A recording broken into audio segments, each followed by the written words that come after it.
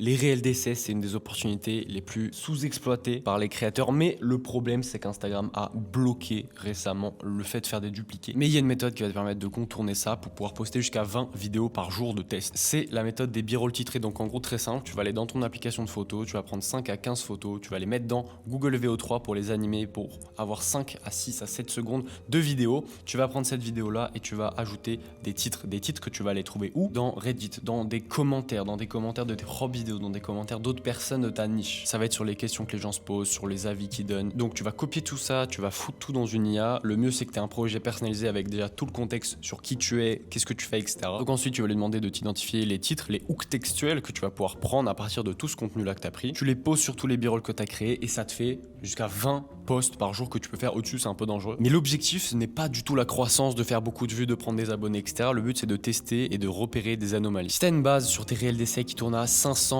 400 vues et que d'un coup t'en as une qui fait 5000 sans raison apparente, tu vas pas forcément vouloir le mettre dans ta page principale, mais le but ça va être de te poser des questions. Pourquoi cette vidéo a fait plus de vues? Est-ce que c'était les mots-clés? Quels mots-clés?